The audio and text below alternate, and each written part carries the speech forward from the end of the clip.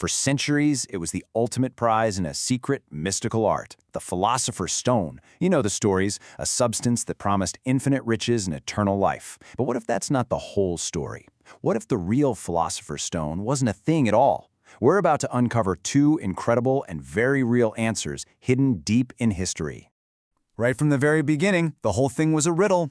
I mean, listen to this. From an alchemist way back in 300 AD. A stone that isn't a stone? An unknown thing that everyone knows? This is the central paradox that drove people absolutely mad with obsession. The idea that the greatest secret in the world was somehow hidden in plain sight. And you can see why they were so obsessed. The payoff was, well, legendary.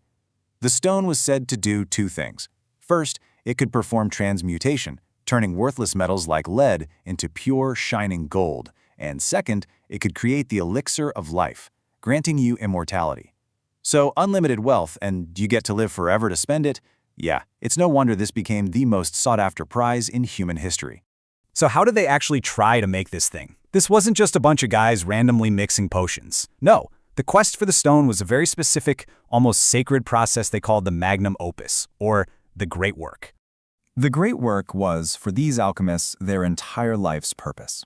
It all started with something they called the prima materia. This chaotic, primordial first matter that they believed was the raw ingredient of the entire universe. Their job was to take that raw potential and guide it, step by step, toward perfection. And they had a blueprint for this. Sort of. It came from this legendary, super cryptic text called the Emerald Tablet. Think of it as the foundational document for all of alchemy. It wasn't a literal recipe, but more like a cosmic poem. It talked about uniting opposites, the sun and the moon, the heavens and the earth, all within their little glass flask. And that cosmic process followed a color-coded map. Seriously, the great work had 4 main stages, and they knew they were on the right track when the gunk in their flask changed color. It started with Negrito, a black stage of death and decay. Then came Albedo, a whitening, a purification. After that, Citronitis, a yellowing like dawn. And finally, if they did everything right, Rubedo, the reddening, the moment the stone was born. It was a literal journey from darkness to light. Now, this might sound like pure magic to us, but to them, it was based on a solid theory. They believed all metals were made of 2 core principles, sulfur and mercury. In their view, a metal like lead wasn't fundamentally different from gold. It was just sick, unbalanced. And gold was the perfect, healthy metal. So the Philosopher's Stone wasn't some magic wand. It was a medicine, a cure, that could heal lead and restore it to its perfect golden state. Alchemists from the ancient world all the way up to Sir Isaac Newton spent their lives chasing this secret, following the stages, tweaking the theories.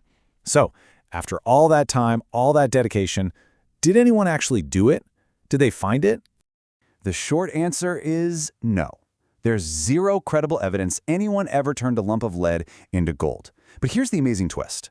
In their spectacular failure to create a mythical substance, they accidentally discovered something infinitely more valuable. And this brings us to the first real Philosopher's Stone. It wasn't a magical rock. It was a way of thinking. In their secret labs, the alchemists inadvertently invented the tools, the techniques, and the discipline of modern science. I mean, just look at this legacy.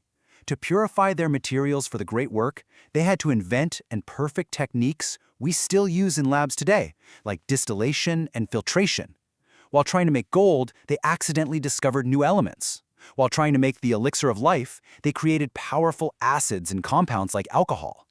Their hunt for gold basically created chemistry.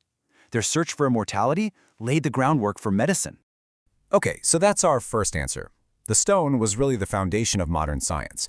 But there's another answer, one that's much deeper and maybe even more profound. The alchemists wrote endlessly about transforming lead, but what if the lead they were really talking about was themselves? Okay, let's fast forward to the 20th century, because this ancient art was about to get a stunning new interpretation that revealed its second secret identity. This is the famous psychologist Carl Jung. He got obsessed with these old alchemical texts, and he had a huge realization. He saw that this wasn't just a history of failed chemistry.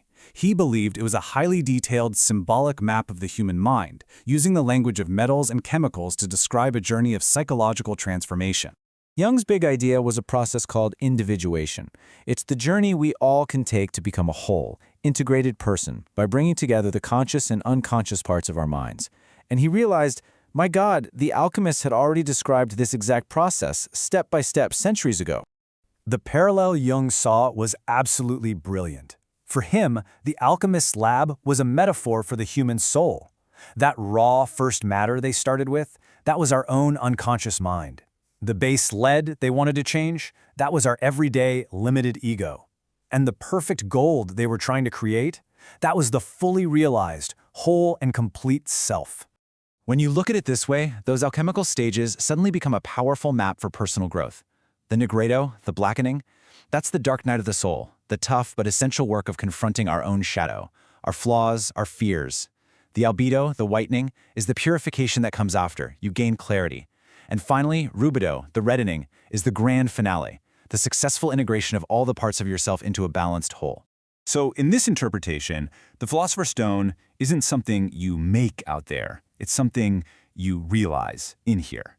It's a symbol for that state of psychological wholeness and resilience that is the true goal of a well-lived life. The gold was inside the lead the whole time. This double meaning, the quest for ultimate power on one hand and the journey of inner transformation on the other, is exactly why the Philosopher's Stone is still such an electric, powerful idea today.